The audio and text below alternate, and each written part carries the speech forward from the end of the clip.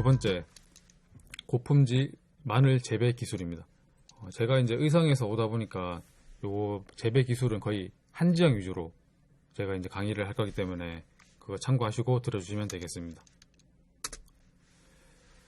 마늘의 이제 생육기별 적정 온도는 그리고 마늘이 여름에 수확하고 하니까 이게 좀 따뜻한 온도를 좋아한다고 많이들 생각하시는데 마늘의 적정 온도는 18에서 20도로 좀 낮습니다. 좀 어떻게 보면 저온성 작물에 가깝습니다. 그래서 보면 영하 7도 이하로 떨어지면 저온을 했고, 그리고 이게 25도 이상 넘어가게 되면 생육이 정지할 정도로 고온을 있게 됩니다.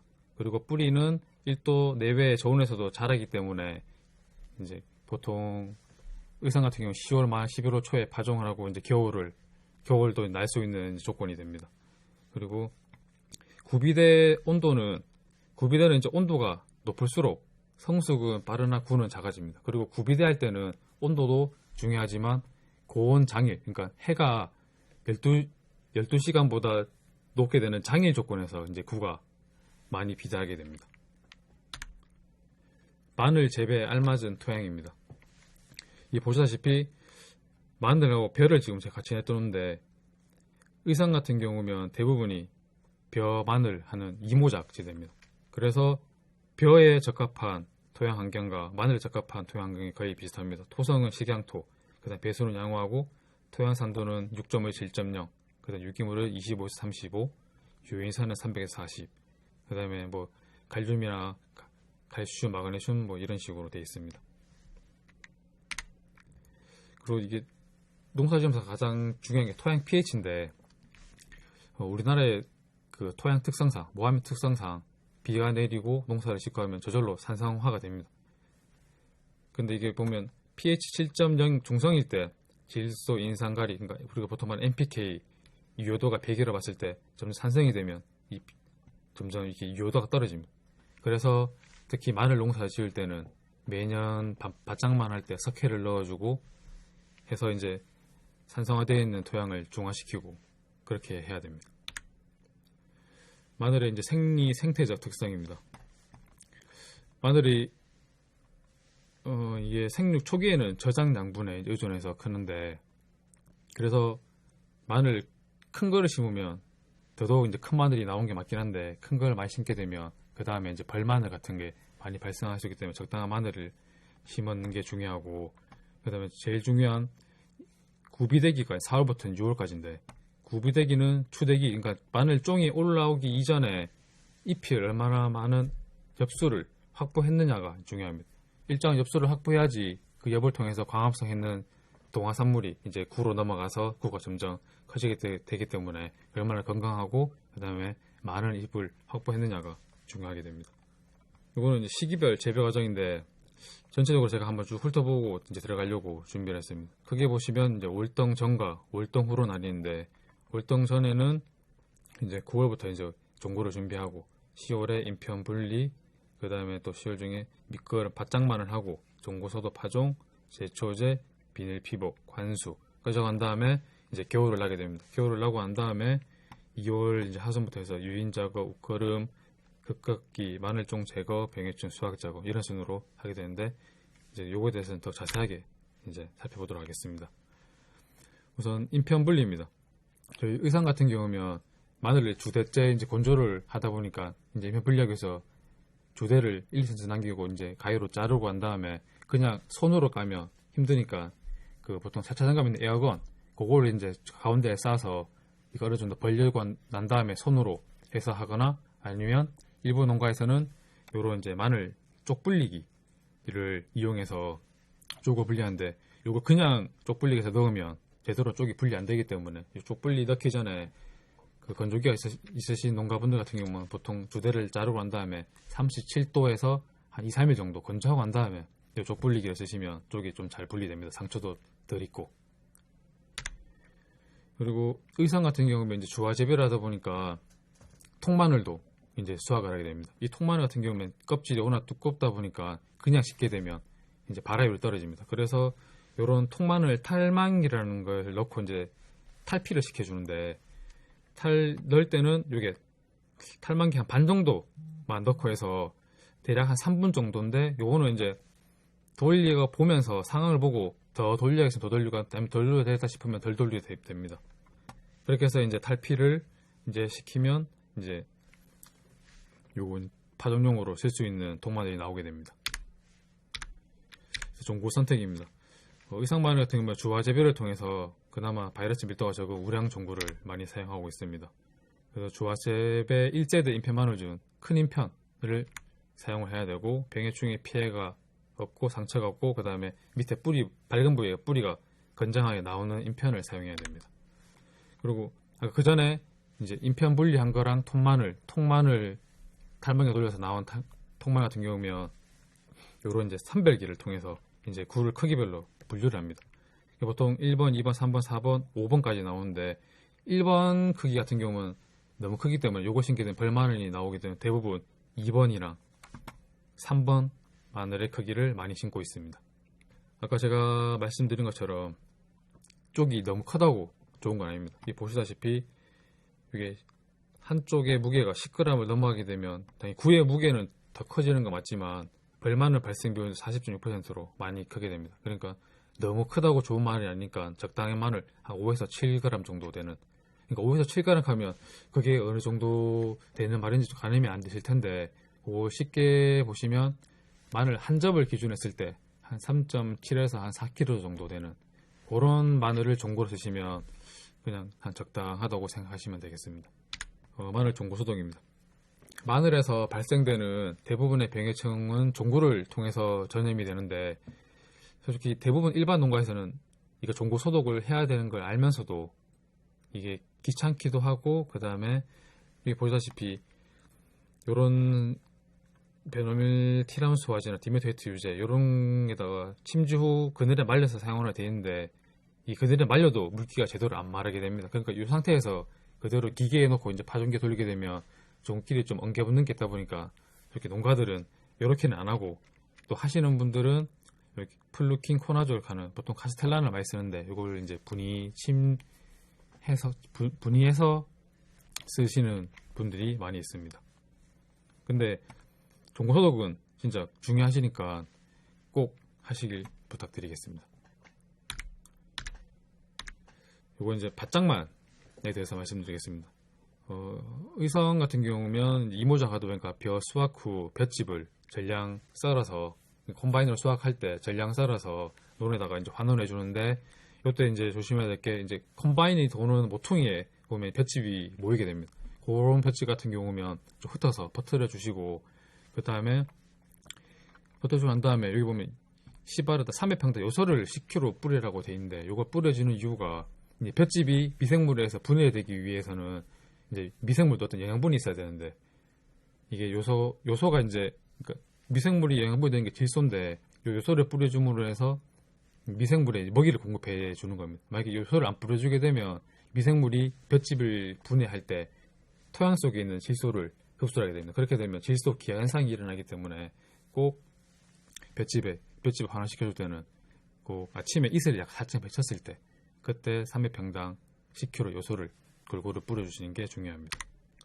그리고 파종 1, 2주 전에는 퇴비와 석회를 뿌려주고 한 다음에 깊이 가리를 해주시고, 그 다음에 파종 3, 4일 전에는 화학비료, 그 다음에 토양 살균제, 살충제를 지고 로타리를 충분히 부드럽게 쳐주셔야 됩니다. 미끄러주는 양은 여기 단비 기준으로 했을 때 요소 20kg, 인산 40kg, 황산가리 14kg입니다. 근데 요즘은 워낙 복합비료로 잘 나와 있어서 그 마늘 종류형 복합비료에 보시면 뒤에 적혀 있거든요. 거기에 맞게 정량을 주시면 됩니다. 그리고 많이 이제 문의 주시는 사용 중에 이제 씨마늘이 그럼 얼마큼 들으냐. 그래서 300평 기준 했을 때 저희 의성같이 개온기 파종기로 하는 경우면 보통 대략 한 80에서 한 90접 정도. 그러니까 손으로 심는 것보다는 조금 더 많이 듭니다. 그러니까 대략 한 80, 90접 정도 드니까 본인이 이제 심으시는 평수에 따라서 씨마늘을 구매하시면 되겠습니다. 제가 아까 볏짚을 꼭 넣어주시라 했는데 볏짚을 왜 넣어줘야 되느냐. 한번 보시면 볏짚을 이제 돈으로 평가하면 시바르당 한 16만원 정도 됩니다. 그 안에는 유기물, 요소, 용가리, 염화가리, 규산 같은 다양한 양분이 있는데 그 볏짚의 판매 수준은 얼마 되느냐, 뭐 3에서 5만 원, 이거는 뭐 시세에 따라서 왔다 갔다 하겠지만 결국 판매하게 되면 본인이 보통 10만 원 이상의 손해 보게 됩니다. 근데 왜 볏짚을 이렇게 넣어줘야 되냐? 볏짚을 넣어주게 되면 이게 유기물에서 분해가 일어나면서 부식이라는 물질이 나옵니다. 그 물질이 토양 입단, 그러니까 토양을 좀 보슬보슬하게 해줍니다. 그렇게 보슬보슬하게 해주고 부식이라는 물질이 토양 보비력, 그러니까 비료를 가지고 있는 성질을 증가시켜주기 때문에 같은 비료를 주더라도 비료 성분이 늦게까지 유지가 됩니다. 그리고 이 생육 중에 미생물에서 분해가 되면서 이산화탄소가 이제 땅속에서 나오게 됩니다. 이산화탄소를 나오게 되면 이제 그 마늘이 크면서 광합성 하기에는 이산화탄소도 필요하고 물도 필요한데 그때 이제 그 볏짚이 분해돼서 이산화탄소가 많이 나오니까 광합성도 촉진하게 되고 그다음에 요게 볏짚이 분해되면서 유용 미생물들 수는 증가하고 안 좋은 이제 미생물들은 감소하게 되면서 이 병해충도 감소하는 효과도 보실 수가 있습니다. 이제 바짝만 할 때 이제 넣어주는 거름하고 이제 어떤 비료 성분의 양인데 여기서 이제 보셔야 될 게 중요한 게 퇴비입니다. 퇴비가 지금 시바르당 3톤을 넣게 되어 있는데 퇴비를 넣으실 때는 꼭 부숙이 잘 된, 그러니까 잘 섞인 퇴비를 넣어주셔야 됩니다. 이거 제대로 안 섞인 퇴비를 넣게 되면 이게 가스, 암모니아 가스 피해도 입을 수도 있고 그 다음에 고자리 파리 같은 그런 해충 피해도 입을 수가 있습니다. 그러면 이거 이제 그럼 부식되는 거 어떻게 확인하느냐? 지금 올해는 이제 계도 기간인데 내년부터는 이제 그 축산업자가 이제 퇴비를 팔기 위해서는 무조건 부속도 검사라는 걸 해서 통과했는 그 퇴비만 농가한테, 그러니까 일반 농가한테 판매하게 되어 있습니다. 판매하게 되어 있으니까 꼭 통과했는 퇴비를 사시고 그 다음에 개인적으로 이렇게 부숙이 잘 됐나 확인하고 싶으면 일단 냄새를 맡아보시면 바로 알 수 있는 이게 잘 부숙된 퇴비는 약간 구수한 냄새가 납니다. 그리고 더 자세하게 하시려고 하면 퇴비를 그 지퍼백에다가 넣고 하루 정도 있다가 봤는데 만약에 빵빵하게 털 정도 부풀어났다 그러면 가스가 있다는 거기 때문에 이 퇴비는 부숙이 제대로 안 됐구나, 부숙을 제대로 시켜야겠다, 그렇게 이제 판단을 하시면 되겠습니다. 웃거름 같은 경우면 요거는 제가 어차피 뒤에 다시 말씀드릴 거니까 이건 뒤에 가서 말씀드리겠습니다. 비료가 이제 생육에 미치는 영향인데 질소가 이제 가장 중요합니다. 식물체의 몸 구성 성분으로 가장 중요하고, 근데 질소가 많아지게 되면 2차 생장하는 벌마늘이라든지 하면 인경 부패가 발생하고, 그 다음에 인산은 보통 저희가 기비로, 밑비로만 넣어주는 이유가 이게 하는 일이 이제 뿌리 발달을 촉진합니다. 그러니까 제일 처음에 파종을 하고 뿌리 내림을 좋게 할 때 인산이 필요하기 때문에 기비로만 넣고 이제 추비로는 안 쓰는 거고, 인산이 과다하게 되면 저장 중에 부패율을 좀 증가시킬 수 있기 때문에 이것도 주의하셔야 됩니다. 그리고 보통 우리가 가리라고 하는 칼륨도 이게 많아지게 되면 칼슘하고 마그네슘 다른 영양 성분의 흡수를 제어하기 때문에 이것도 과다한 걸 피해 주셔야 됩니다. 그 다음에 칼슘 석회 같은 경우면 아까 제가 말씀드린 것처럼 우리나라 토양은 어쩔 수 없이 점점 재배하면서 산성화가 될 수밖에 없기 때문에 이런 석회를 넣어주면서 토양을 중화시켜서 양분 흡수하는 데도 도움을 주고, 그 다음에 그 마늘 자체가 칼슘, 석회를 많이 흡수하기 때문에 또 석회를 많이, 아까 했지만 시바르당 100에서 한 150kg 정도는 넣어줘야 됩니다. 과연, 그리고 제가 유박 비료는 과연 퇴비인가라고 적었는데, 보통 유박 비료를, 그러니까 퇴비랑 동일시 하시는 분들이 많은데, 엄연히 퇴비와 유박 비료는 다릅니다. 이게 비료 공정법상 퇴비와 유박 비료는 이제 부산물 비료인데, 퇴비 같은 경우면 미생물에 의한 발효 공정이 있습니다. 그리고 이게 완효성 비료라서 이게 분해되면서 아까 제가 말씀드린 부식이라는 물질을 내게 되면서 토양 입단화를 해서 토양 지력을 올려줍니다. 그리고 양분 공급도 하게 되는데, 유박 비료 같은 경우면 별도의 발효 과정이 없습니다. 그러니까 토양 속에서 이제 발효가 일어나면서 유해 가스도 많이 발생하고 해서 어떤 뿌리가 자라는데 방해도 되고, 그리고 이거 리그닌이라는 물질이 없어서 얘들은 분해되면서 부식이라는 물질이 안 부식이나 물질을 내지 않기 때문에 토양 지력을 올리는데도 전혀 도움이 되지 않고 오직 그냥 화학 비료처럼 양분 공급하는 데만, 양분 공급에만 영향이 있다고 생각하시면 됩니다. 그리고 유압 비료에 많이 들어가는 피마자, 아주까리 같은 경우면 대부분 외국에서 거의 전량 수입되는데 이거는 기름을 짜고 나면 찌꺼기입니다. 그런데 이게 외국에서 들어오다 보니까 전량 100% 이제 검수를 못 거치다 보니까 그 속에 어떤 병용균들도 있을 수도 있고 하기 때문에 유박을 쓰실 때는 꼭 사시고 난 다음에 최소 한두 달 정도는 묵히시고 난 다음에 쓰시는 걸 추천드립니다.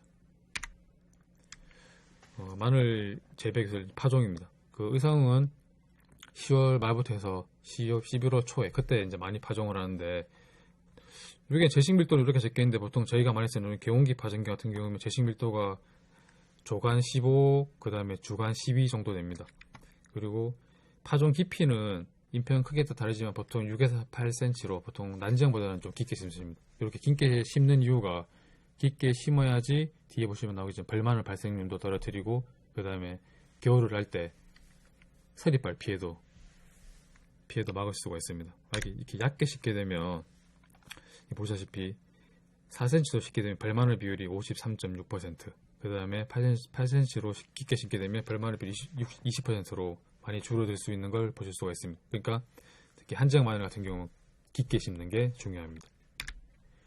이렇게 얇게 심게 되면 겨울을 할 때 이렇게 땅이 얼고놓고 하면서 이게 얇게 심으면 이렇게 끌어올립니다. 그러니까 요게 서리발인데 이렇게 그대로 두게 되면 이제 뿌리가 이제 동해를 이렇게 해서 죽게 됩니다. 그러니까 요걸 보시게 되면 바로 그냥 그 자리에서 손으로 눌러서 다시 땅에다가 심어주시면 됩니다. 이거는 저희 의성 지역에서 많이 쓰이는 개운기 파종기 종류를 보여드리려고 가져온 건데 크게 두 개 회사를 많이 저희는 쓰시더라고요. 이렇게 이제 마늘을 집어올린 게 고무로 된 제품이 있고 이런 식으로 뭔가 이렇게 손처럼 돼 있는 이런 제품이 있습니다. 그리고 이 개운기 뒤에 매달아서 이렇게 부어갖고 이제 심게 되는데 저희 의성 같은 경우면 이게 이제 5조씩인데 5조씩 5번 왔다 갔다 하면 이제 25줄이 되는데 그걸 이제 저희 한 망으로 해서 보통 4m 폭 비닐로 해서 한 망을 저희 씌우거든요. 요거는 이제 트랙터 부착형 파종기인데 이제 지금 저희처럼 개운기 파종기를 하게 되면 파종하고 비닐을 씌우고 나면 그 다음에 이제 유인이라는 작업이랑 꼭 해줘야 됩니다. 그렇게 되면 인건비가 많이 드는데 이제 그 인건비를 뭐 어떻게 한번 줄여보고자 저희도 이제 요런 이제 트랙터 파종기를 지금 저희 센터 포장에서도 연구를 하고 있는데 한번 동영상으로 한번 보시죠. 교정률이 상당히 좋네요. 여기 보시면 우선 이렇게 비닐로 먼저 피복을 해놓은 상태에서 이게 이제 수천을 생겼는데 여기 떨어져서 이제 얘들이 비닐을 뚫으면서 심어 나가는 거예요. 이렇게 이제 비닐을 뚫으면서 심어 나가니까 그 다음에 굳이 따로 유인을 안 해줘도 되는 거죠. 근데 아직 이제 여기에 이제 가장 큰 단점이라면 저희가 이제 많이 쓰고 있는 개운기 파종기에 비해서 이제 평당 주소가 많이 줄어들고 그 다음에 이런 식으로 이제 놀골이 많이 생기다 보니까 그러니까 같은 면적에 했을 때 수확량이 많이 떨어지니까 농가분들이 아직까지는 이게 선호를 많이 안 하는 겁니다. 요 파종기를 이용하면 인건비를 줄어드는 게 확실함에도 불구하고 그래서 아직까지는 그런 농가 인식 개선이 필요도 하고 그 다음에 요게 같은 경우면 아까 보셨지만 컵처럼 생겼는데 그 컵이 이제 회전 반경이 있다 보니까 이게 물리적으로 요 주간 간격이 16cm보다 더 줄일 수는 없는 상황이어서 아직까지는 조금 더 기술 개발이 필요한 상황이고 이제 여기 찍고 넘어가면서 좀 비닐이 약간 좀 밀리는 경향이 있어갖고 그 다음에 이제 저희들이 제때 좀 올라오는 경향이 있어서 그것도 이제 앞으로 많이 좀 연구가 돼야 될 상황입니다. 요 파종기는 이제 아까 그거랑 좀 다른 파종기인데 이것도 일단 동영상을 보시고 그 파종기 같은 경우는 일반식 파종하고 메시지를 뿌리고 비닐을 피고 금방에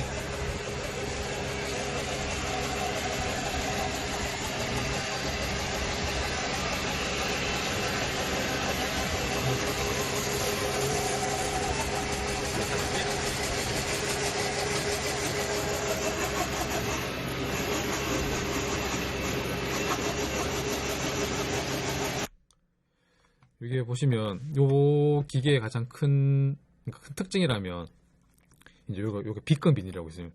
이렇게 일정하게 빗금이 젖어 있었고 요거 이제 마늘이 그 다음에 이제 요로 이제 마늘이 싹이 나온다는 건데 업체 말이 하면 그래도 한 20% 정도는 손을 봐줘야 된다고 하는데 그건 업체 말이고 저희 요거 지금 저희 센터 포장인데 저희도 지금 실험해놨는데 요게 만약에 올라오는 게 유인 굳이 할 필요 없이 만약에 손을 봐줘야 될 비율이 적다면 요 기계도 참 괜찮을 것 같다고 생각이 듭니다. 제초제입니다. 아까 그 트랙터 파종기 같은 경우면 굳이 뭐 제초제를 이미 비닐 피복할 때 치기 때문에 필요 없지만 저희 의성처럼 이제 파종을 하고 난 다음에 비닐 씌우는 데는 이제 비닐 덮기 한 일주일 전에 토양이 적당히 습도가 있을 때 제초제를 뿌리시는 게 좋습니다. 특히 올해 같은 경우면 땅이 많이 메말라서 저희 포장 같은 경우도 평소보다 많이 양량이 좀 많이 들어갔거든요. 그러니까 너무 건조할 때보다는 어느 정도 습도가 있을 때 뿌리시는 게 좋고 보통 제초제는 경력 처리제랑 토양 처리제 보통 섞어서 많이 쓰십니다. 그리고 이제 2019년도부터 PLS 제도 다들 이제 아시겠지만 꼭 그 작물에 등록된 농약을 이제 지셔야 되는데 보통 의성에서는 많이 치는 게 토양 처리제는 스톰프, 그 다음에 소나란을 많이 치고 경력 처리제는 유언사이드 이런 거 많이 치는데 치실 때 중요한 게 경력 처리제는 잎에 맞게 되면 죽게 되는 거고 토양 처리제는 여기 보시다시피 토양 위층에 이렇게 층을 이렇게 지게 됩니다. 지게 되면 보통 잡초 종자는 좀 위에 올라 있고 보통 마늘 종자는 여 밑에 들어가기 때문에 잡초 종자가 먼저 올라오면서 이 토양 처리층에 있던 제초제를 맞게 되면서 죽게 됩니다. 근데 이게 만약 제초제를 뿌리실 때라든지 뭐 이렇게 그때 바른다든지 아니면 농약줄에서 쓱 흘른다 자게 되면 이런 처리층이 파괴돼서 그 틈에서는 잡초가 발생할 수 있기 때문에 꼭 토양을 처리제를 하고 한 다음에는 거기에 층이 파괴되지 않게 꼭 조심해 주셔야 됩니다.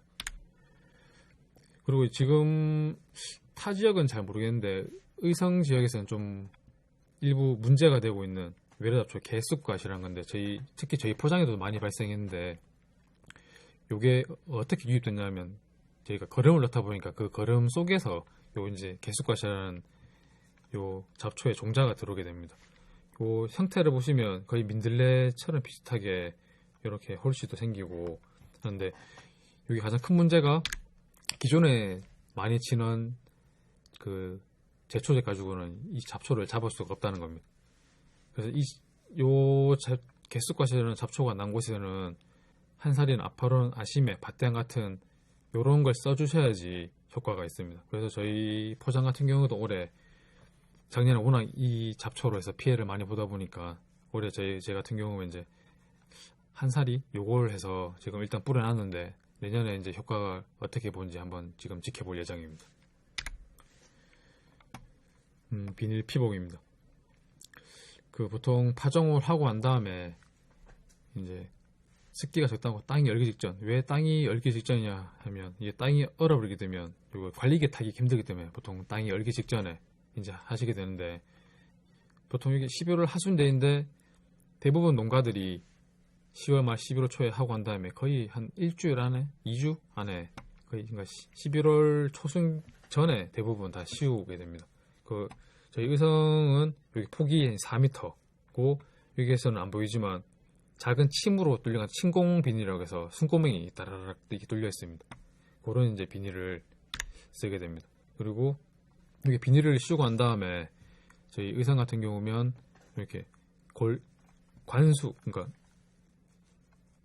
골관수를 실시하게 됩니다. 이렇게 해서 골로 해서 그러니까 벼에 물을 내듯이 흠뻑 대고 한 다음에 그 다음에 이듬해 봄까지 그냥 그대로 둡니다. 난지형 같은 경우면 아마 이게 겨울 되기 전에 여기다가 이제 부직포를 덮어서 이제 월동을 하게 되겠죠. 그리고 이제 요건 생분해 피복인데 이제 그냥 비닐 같은 경우면 이제 그 다음에 이제 수확을 하기 전에 이제 비닐 걷게 되는데 그 비닐 걷는 것도 인건비도 만만치 않고 사람 구하기도 쉽지 않습니다. 그래서 나온 게 이제 대안으로 나온 게 생분해 비닐인데 이게 이제 생분해 아니면 광분해 그러니까 날씨에 의해서 이제 분해되는 건데 이게 좋은 거는 제일 좋은 거는 내가 이제 걷고자 하는 그 시기에 맞춰서 분해돼서 사라지면 좋은데 이게 날씨라는 게 그때그때 매해다 다르기 때문에 업체에서 요걸 생분해 비닐을 만들 때 좀 많이 미스가 발생할 수밖에 없습니다. 그래서 나는 지금 이제 다음 주에 이걸 걷어야 되는데 얘들은 아직 덜 분해된 상황에서 걷게 되면 오히려 비닐이 일반 비닐에서 뚝뚝 끊겨서 비닐 건데 오히려 더 안 좋은 더 힘든 상황도 많이 발생했었고 해서 초기에 저희가 이걸 시범 사업을 했었는데 아직까지 완벽하지 않은 기술이라고 보고 해서 지금 그냥 지켜만 보고 있는 상황입니다. 그래서 아직은 많이 활성화는 되고 있지 않은 비닐입니다. 마늘 이제 유인 작업인데 난지형처럼 유공에 심는 마늘은 굳이 뭐 유인 작업이 필요 없겠지만 저희 의성처럼 한지형 마늘 같은 경우면 이제 그 다음 이제 월동하라고 이제 봄 2월 하수 상순 그때 이제 잎이 2-3매 나오고 길이가 10cm 정도 됐을 때 그때 이제 유인을 하게 되는데 요 날짜도 이제 점점 겨울도 따뜻해지다 보니까 점점 좀 앞당겨지고 있는 상황입니다. 그리고 특히 유인하실 때 꼭 참고하셔야 될 게 작업 후 그 다음에 날씨를 봐야 됩니다. 이게 내가 유인하고 한 다음에 그 다음에 따뜻한 날이 계속 되는지. 왜냐하면 얘들이 땅 속에 비닐 속에 있다가 이제 바로 나오겠는데 이때도 좀 날이 좀 쌀쌀할 때라서 그리고 쌀쌀할 때라서 여기 나오고 난 다음에 바로 저온 피해를 입을 수도 있기 때문에 꼭 따뜻한 날이 계속 될 때 유인 작업을 하셔야 되고 이렇게 유인 작업 하실 때는 하고 난 다음에 뒤에서는 좀 비닐 뜨는 걸 조금 막아주기 위해서 이렇게 흙을 뿌려주게 됩니다. 그리고 요거는 비닐 조기 제거라고 해서 이제 인건비 중에 많이 드는 게 아까 하셨지만 전에 보셨던 마늘 유인하는 거랑 수확 작업 그때 이제 인건비가 많이 들게 되는데 요 마늘 비닐 조기제 같은 경우면 마늘 유인 시기에 마늘 유인을 하지 않고 이렇게 그냥 숨구멍만 뚫어서 한 3월 중하순까지 키우는 겁니다. 키우다가 이제 3월 중하순 돼서는 아예 비닐을 싹 벗겨버리는 경우인데 이게 벗겨버리게 되면 나중에 고온 됐을 때 지온도 안 올라가게 돼서 고온 피해도 예방할 수 있고 수확량도 좀 증가되는 경향이 있긴 한데 가장 큰 문제점이 이제 비닐을 벗기다 보니까 잡초랑 그 다음에 토양 수분 유지가 가장 관건입니다. 그래서 이렇게 비닐 조기 제거하는 지역 같은 경우면 관수가 자유자재로 될 수 있는 지역이랑 그 다음에 나는 잡초를 잘 잡을 수 있다 그런 농가에서 일부 지금 이렇게 하고 있는 상황입니다. 그리고 저희 지금 센터 포장 같은 경우도 지금 올해 지금 이렇게 심었는 마늘 같은 경우 비닐 조기 제거 실험을 좀 해서 어떻게 하면 좀 잡초를 잘 잡을 수 있을까 지금 연구를 할 예정입니다. 웃거름 시형입니다.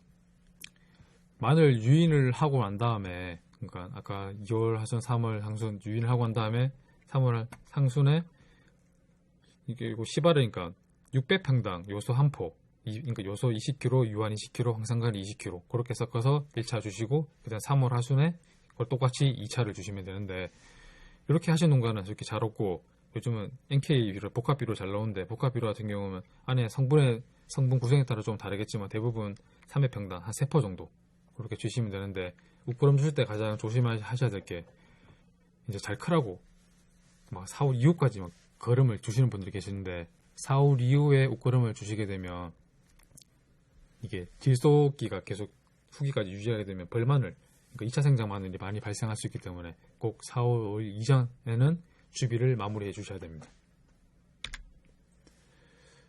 이제 마늘의 생육 시기별 양분 흡수입니다. 이 보시다시피 이제 제가 아까 말씀드린 것처럼 4월 달부터 6월 달 이때가 이제 구비대기로 마늘에서 가장 중요한 시기입니다. 이때 보면 그 전까지는 질소 흡수율이 높다가 요 4월 달부터는 이제 칼륨의 흡수율이 좀 더 증가하게 되고 이제 질소도 당연히 증가됩니다. 그래서 이게 NK 보통 추비에 들어가는 NK 그 다음에 요건 칼슘의 흡수량도 점점 증가하게 됩니다. 요게 복토 작업이라고 아까 마늘이 고온 25도 이상 고온을 하게 되면 생육이 정지할 정도로 고온에 이제 약한 작물이라고 했는데 그래서 4월 중순이 넘어가게 되면 이제 밖에 외기온도 올라가고 지온도 올라가게 됩니다. 그래서 이제 그걸 막아주기 위해서 돌고래 흙을 관리기를 이용해서 위에 비닐백에다가 이제 퍼얹어 주게 됩니다. 복토를 하게 됩니다. 이렇게 복토를 하게 되면 이렇게 지온도 낮춰주면서 그다음에 놀골을 지나가면서 하니까 놀골의 배수로도 형성하게 되고 그다음에 요 위에 이제 흙을 얹어주다 보니까 올라오는 잡초도 막아주시니까 일석삼조입니다. 배수로도 정비되니까 습해도 어느 정도 막을 수 있고 그다음에 지온도 떨어뜨리고 그리고 잡초도 이제 막을 수 있고 그래서 이렇게 4월 상순부터 그 놀골에 있는 흙을 충분히 위에다가 그러니까 이게 일본 온 같은 경우면 나중에 비닐 걷기 힘들다고 흙을 적게 올리신 분들이 있는데 꼭 그러시지 마시고 흙을 충분히 올려주시는 게 중요합니다. 병해충 방제입니다. 마늘 같은 경우면 이제 4월 거의 초부터 해서 이제 병해충 특히 살균제 위주로 해서 이제 방제를 해야 되는데 보통 저희 한 5마지기 기준 했을 때 제가 이제 한 쳐보면은 농약을 쳐보면 뭐 준비 과정부터 치는 것까지 하면 진짜 빠르면 한 1시간 그러니까 1시간까지는 한 2시간 정도는 한 5마지기 정도 전략하면 걸립니다. 근데 저희 지금 이 센터 포장에 있는 드론을 이용해서 치면은 준비까지는 다 포함해서 30분입니다. 보시면 이게 수동도 되고 5m 이동하고 이렇게 지금 제가 지금 전혀 안 잡고 있는데 이게 A/B 구역을 설정해두면 자기가 왔다 갔다 하면서 약을 저절로 치게 됩니다. 근데 요거에 지금 벼 같은 경우면 드론 방제가 활성화되어 있어서 등록된 약재도 많고 해서 좋긴 한데 아직까지 마늘에 등록된 약재는 잎마늘병에 한 5종류밖에 없습니다. 그래서 앞으로 좀 마늘에 쓰일 수 있는 많은 약재가 좀 등록이 돼야 될 것 같습니다. 그리고 4월 초순부터 이게 10일 간격으로 예방위주의 방제가 가장 중요합니다. 간수 물주기입니다. 마늘 파종한 가을 이후에 토양 수분이 이제 부족하기 때문에 파종 후 반드시 관수를 해주셔야 되고 그 다음에 아까 제가 그 월동하기 전에 물을 흠뻑 준다 했는데 그 주는 이유가 겨울철에 습기가 있어야지 열의 전도율이 좋아서 이제 동해를 방지할 수 있습니다. 그리고 4월에서 6월 가장 중요한 구비대기 때 이때가 이제 가장 많은 수분을 요구하는데 10일 간격으로 해서 30mm 이게 그럼 10일 간격 30mm가 어느 정도냐 하는데 이게 300평 기준 했을 때 한 30톤 정도 되는 물을 주시면 됩니다. 그리고 왜 이것도 10일 간격이냐 하면 보통 가뭄 해소가 되려고 그러면 한 30mm 이상의 비가 오면 이제 가뭄 해소가 되는데 그렇게 비가 와도 한 15일 정도가 지나게 되면 이제 가뭄이 발생하거든요.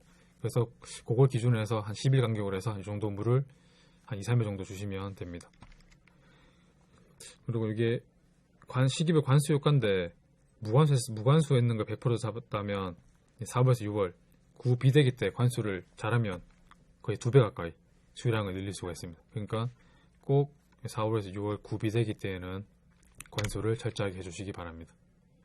그리고 관수했을 때 또 많이 문의 주신 중에 하나가 그럼 언제 관수를 하느냐 하면 저희는 이제 오후 3시 이후에 오후에 관수를 하라고 하는 이유가 이제 오전에 관수를 하게 되면 이제 물이 있는 상태에서 이제 해가 뜨고 온도가 올라가게 되면 이제 뿌리 쪽에 이제 물이 차 있는 상태에서 이제 온도가 올라가게 되면 이제 그거와 똑같습니다. 사람이 이제 봉지 같은 걸 씌우고 있는 상태에서 이제 뜨거우면 더 숨쉬기 힘들듯이 뿌리도 산소 호흡을 해야 되는데 물을 오전에 주고 온도가 오르게 되면 애들이 뿌리가 산소 호흡을 할 수 없는 상황도 발생할 수 있기 때문에 꼭 해가 이제 저무기 이제 시작하는 12시 이후에 한 3시나 그좀 이후에 주는 게 가장 중요합니다.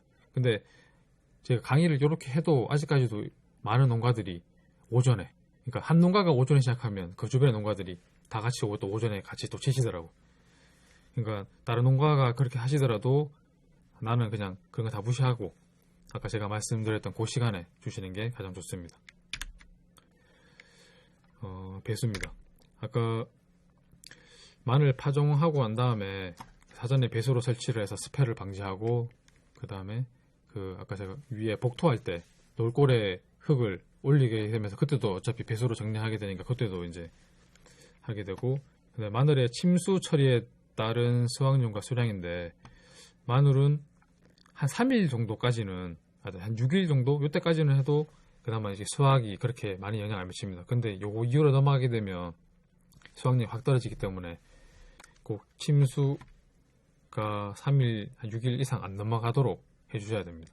그리고 혹시나 침수 피해가 입은 농가가 있으시다 하면 요소 같은 걸 옆면 시비 해줘서 좀 생육을 끌어올리셔야 됩니다.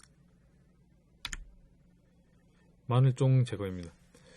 마늘종 주화 끝에 달려있는 마늘종이 올라오고 끝에 주화가 달리는 거죠. 요게 마늘종이 올라온 즉시 제거라고 되어 있는데 이게 왜 그러냐면 무제거했을 때 100% 잡되면 출현하는 즉시 마늘을 제거하게 되면 수량이 한 17% 정도 증가하게 됩니다.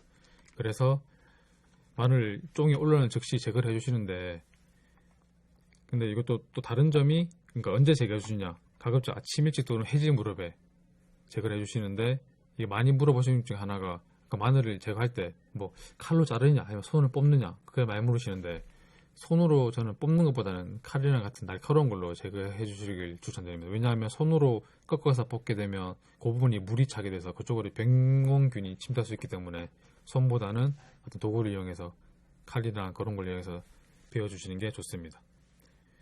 그런데 주화, 만약에 내가 그 마늘종에 올렸는데 주화를 이용할 것 같으면 제거하시지 마시고 마늘 수확 직전까지 두시고 난 다음에 최대한 주화가 클 때까지 두고 난 다음에 제거를 해주셔야 됩니다.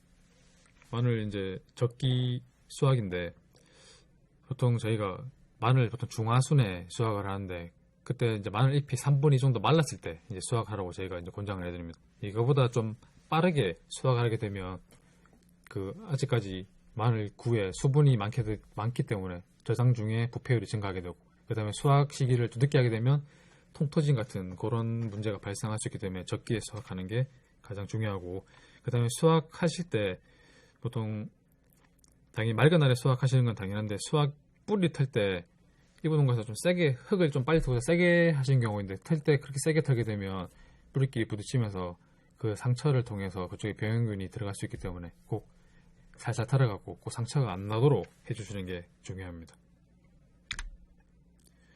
이거는 의성 마늘의 이제 수확 및 건조 과정인데 저희 같은 경우는 이렇게 어떤 개온기로 수확기로 해서 뜨고 그 다음에 사람이 앉아서 일일이 뽑고 난 다음에 대충 이렇게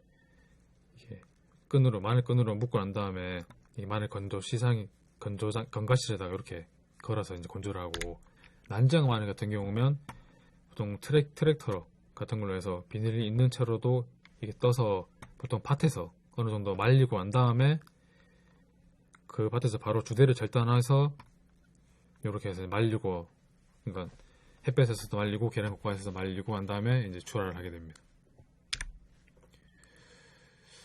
요거는 트랙터 부착형 마늘 수확기인데 요거 제가 보여드린 이유가 아까 제가 마늘 트랙터 파종기형 마늘 그러니까 트랙터 부착형 마늘 파종기를 보였는데 그거 이제 같이 가려고 그러면 요런 이제 트랙터 부착형 마늘 수확기가 필요한데 지금 그 같은 경우는 주대를 미리 놔요. 트랙터로 가운데로 모아 일부 그 같은 경우는 가운데로 모아주는 것뿐만 아니고 이게 포대가 있었고 바로 망에다가 담아서 옮길 수 있게 그렇게 이제 편하게도 나와 있습니다. 건조 및 저장입니다. 의상 같은 경우면 이런 식으로 해서 건가실에다가 걸게 되는데 난지역 마늘이나 아니면 일부 농가 같은 경우면 수확 후 주대를 아까 절단하고 건조는 벌크 등 이용해서 건조를 하고 난 다음에 선별하고 그 다음에 이렇게 0에서 2도 가까이 저온 조장을 통해서 저장을 하게 됩니다. 근데 아직까지도 이렇게 많이 건가시설을 이용하고 있는데 이 건가시설 같은 경우는 좀 위험합니다. 저희 센터도 지금 이런 식으로 돼 있는데 좀 단이 높다 보니까 위에 올라가서 일하기도 힘들고 그 다음에 혹시나 이게 떨어질 수도 있고 하기 때문에 위험해서 지금 농가에서는 이런 하우스형 이제 건가시설을 많이 씁니다.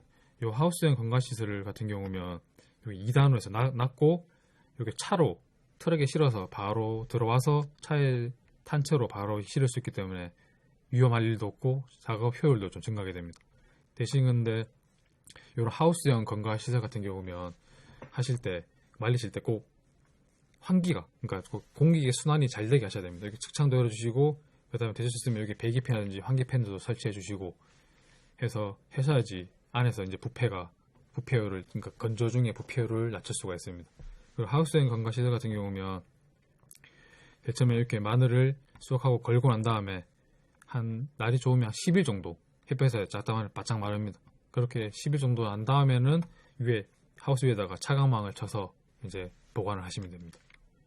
그리고 이제 앞쪽으로 가시면 이제 마늘 건조 시설인데 이게 요런 저희처럼 요런 높은 건가시 같은 경우는 온풍기가 이제 건조기를 쓰는데 요거 이제 어떻게 쓰냐면 이렇게 주변에 이렇게 비닐을 두르고 요런 온풍기를 해서 덕트를 다 깔아줍니다. 깔아주고 한 다음에 이제 온풍 한 37도, 38도 정도 되는 온풍을 불어주게 되는데 이게 저희 같은 경우는 이게 주대째 수확을 하다 보니까 아직까지 영양분이 좀 남아 있습니다. 그래서 주대에 있는 영양분이 좀 이렇게 굴어 좀 전이될 수 있도록 한 7일간은 그냥 송풍만, 그냥 뜨거운 바람 말고 그냥 바람만 나올 수 있게 해서 말려주시면 주대에 있는 영양분이 어느 정도 굴어 내려오게 됩니다. 내려오게 되고 그 다음에 날이 맑은 날은 굳이 이렇게 비닐 치실 필요 없이 그냥 자연 햇빛에 말리시면 되고 이제 날이 습하거나 비가 오거나 할 때는 이렇게 꼭 비닐을 치시고 아까 얘기했지만 온도 한 37도, 8도 정도에서 한 5에서 6일 정도 말려주시면 그냥 이렇게 그냥 말리신 것보다는 부피율도 떨어뜨릴 수가 있습니다. 이게 이제 뭐 그런 내용이고요. 아까 제가 마늘 수확 시기가 중요하다고 했는데 이게 이제 마늘 수확 시기에 따른 부패율입니다. 여기 보시다시피 마늘 수확 시기가 너무 이르게 되면 이게 마늘 구에 있는 수분량이 많기 때문에 부패율이 증가하게 되고 그 다음에 수확이 늦어지면 당연히 부패율은 감소하지만 아까 제가 말씀드린 것처럼 통터짐 같은 그런 문제가 발생할 수 있기 때문에 꼭 적기에 한 2월 중순, 아예 6월 하순, 그러니까 보통 2월 하지 그때 기준으로 해서 보통 수확을 하시면 거의 맞다고 보시면 되고 제일 좋은 건 아까 잎의 3분의 2 정도 말랐을 때 그때가 이제 가장 중요합니다. 수확 후에 이제 어떻게 건조하고 어떻게 보관하느냐에 따라서 이제 부패율이 가장 영향을 미치는데 가장 좋은 건 수확 후 바로 화력 건조를 빠르게 하고 난 다음에 저온 저장하게 되면 거의 뭐 0%에 가까운 부패율을 가질 수가 있습니다. 아까 제가 했지만 화력 건조하고 난 다음에 바로 저온 저장고에 넣어주게 됩니다. 넣어주면 구중도 올라가게 되고 쪽수도 올라가게 되고 부패율은 감소하게 됩니다. 저희 의성에서 이제 많이 하고 있는 이제 조화 재배 기술에 대해서 잠깐 말씀드리겠습니다. 그 마늘의 특성상 거의 뭐 대부분의 마늘이 바이러스에 감염되어 있는 상태라고 보시면 됩니다. 감염된 상태인데 일부 농가는 그 발병률이 더 높은 거고 어떤 세력이 좋은 농가는 바이러스 가지고 있지만 그 나타나지 않는 그냥 그런 경우인데 그 바이러스에서 수확량이 좀 많이 줄어들게 됩니다. 그래서 의성 같은 경우면 인편과 같은 구조를 가지고 있는 주화라는 걸 이용하게 되는데 주화는 이 좀 끝에 달려있다 보니까 바이러스 감염률이 거의 한 25% 정도로 그냥 일반 땅 속에 있는 인편에 비해서는 적습니다. 이런 주화를 이용해서 이제 저희가 통마늘 만들고 그다음 인편 만들어서 이제 종구로 이제 사용하게 되는 거죠. 그래서 그 주화 종구용으로 쓰는 주화 같은 경우면 수확기까지 최대한 두고 난 다음에 가급적 종을 좀 길게 해서 수확하고 그 다음에 줄기 제거 후 보통 까만 망에다가 통풍이 잘 되는 망에다가 놓고 한 다음에 말리게 되는데 여기 말리실 때 함께 해주셔야 되는 게 이렇게 디메토 에이트 유제라고 이제 이게 살충제입니다. 살충제에다가 처리를 한 이유가 화랑 공나방이라든지 아니면 혹시나 있을지 모르는 뿌리형에 그런 걸 이제 예방하기 위해서 그렇게 이런 액에다가 심지 처리하고 난 다음에 꼭 그늘에다가 말려주셔야 됩니다. 이게 이제 저희 주화의 끝에 달리는 주화의 모습입니다. 주화도 그 인편 마늘과 똑같이 소독을 하시고 난 다음에 심어주셔야 됩니다. 그리고 파종 적기는 인편 마늘보다 좀 일주일 정도 일찍 하는 게 보통 적기이긴 한데 보통 농가분들이 주화 따로 심고 인편 따로 심고 하기가 쉽지 않기 때문에 그냥 인편 심을 때 같이 심으시면 됩니다. 그리고 이제 총폭제 심기라고 여기 보시면 이게 이제 주화 이게 하나의 총포입니다. 그러니까 요걸 요렇게 대부분 많이 심으시고 일부 농가 같은 경우면 요것도 인편처럼 요거 분리해서 이제 분리한 다음에 크기를 좀 선별해서 심는 농가도 있는데 그렇게 하시면 시간이 걸리고 힘드시니까 요렇게 총포째 심으시면 됩니다. 그 통마늘 가지고 이제 다시 인편 마늘을 만들고 해서 하는데 채취 시기는 아까 제가 말씀드렸고 이것도 다 말씀드리는 상황이고 파종도 아까 했지만 총포째 심어서 파종을 하면 됩니다. 이게 중요한 게 여기 12량입니다. 일반 인편 마늘보다 한 2분의 1 정도로 12량을 줄여서 하셔야 되는 이유가 조화재배 같은 경우는 세력이 좋아서 똑같이 12하게 되면 벌마늘 뿐만 아니고 그 다음에 작은 조화임에도 불구하고 그 다음에 통마늘 말고 작은 인편이 나을 수 있긴 있는 확률이 증가하기 때문에 그 12량을 그 2분의 1 정도로 줄여서 하시는 걸 추천드립니다. 그리고 2년 차에 이제 통마늘을 이렇게 심게 되면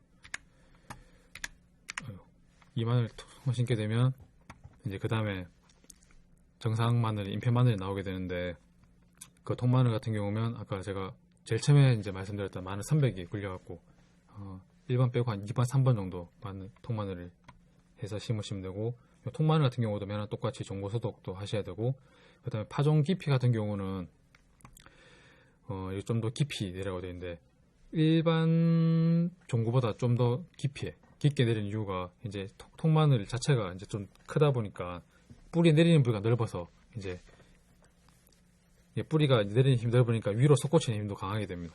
그래서 깊게 좀 해주셔야지 아까 그 말씀드렸던 서리발 피해 같은 것도 좀 막을 수가 있습니다. 이제 전체적인 조화 모식도인데 요런 이제 조화를 한 9,600주 해서 심게 되면 100평의 기준에서 심게 되면 통마늘 한 36,000에서 4만 개 정도 수확하게 됩니다. 요걸 이제 300평에다가 심게 되면 그다음 또 2년 차에는 정상마늘 한 350주 정도를 수확할 수 있게 됩니다. 저희 의성 같은 경우 이렇게 이제 조화 재배라는 걸 통해서 이제 종구도 절약하게 되고 그다음 바이러스도 감염률도 좀 낮추고 있는 효과를 보고 있습니다.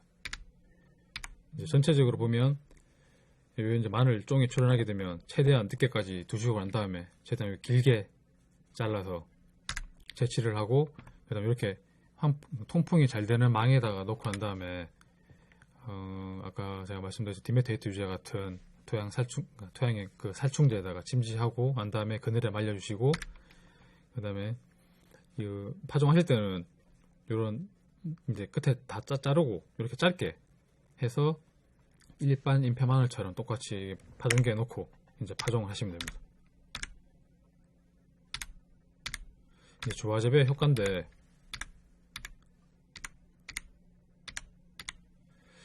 자가 종구 생산으로 경량비가 60% 줄어들고 그 다음에 바이러스 감염률을 떨어뜨리기 때문에 수량성이 한 29% 정도 증가할 수 있는 효과를 보실 수가 있습니다. 그리고 지금 저희가 올해 작년 했던 이제 망실하우스 재배라고 이게 어떤 거냐면 기술원에서 조직병에 있는 마늘을 이제 1차 조직병에서 이제 생산된 마늘을 저희 가져와서 이제 이런 망실을 이제 짓는 겁니다. 망실을 지어서 요 안에서 재배하는 이유가 조직병에 있는 저는 바이러스 프리 종구인데 그 보통 바이러스 매개가 벌레, 그러니까 뭐 진딧물이나 뭐 응애 아니면 뭐 총체벌레 그런 거에서 벌레에서 하기 때문에 이렇게 망실 안에서 재배를 함으로써 그 바이러스 감염 되는 걸 좀 어느 정도 막으면서 이제 이렇게 재배를 하게 됩니다. 이렇게 재배하는 이유가 일반 이제 조화 재배 같은 경우면 조화해서 이제 1년 뒤에 통마늘을 심으면 바로 1년 뒤에 이제 인편 마늘 이렇게 해서 총 2년의 과정이 거치게 되는데 이제 조직병이 통하게 되면 나오는 대조화를 이제 심게 되면 이게 대조화인데 이게 1g 이상 그러니까 꽤 큰 편이죠. 보통 일반 농가에서 크다 해봤자 조화가 0.5g인데 이런 대조화는 1g 정도니까 꽤 큰 편인데 이런 조화를 이제 심게 되면 그 다음에 바로 통마늘을 건너뛰고 종구용으로 쓸 수 있는 인편 한 7쪽이랑 그 다음에 또 대조화 한 4쪽 해서 그 다음에 바로 이렇게 종구용 쓸 수 있는 게 나옵니다. 그러니까 1년이라는 시간도 절약하게 되고 이런 시간을 절약하게 됨으로 인해서 다양한 어떤 경량비도 줄일 수 있기 때문에 농가 소득에 아마 많은 영향을 끼칠 것으로 보고 있습니다.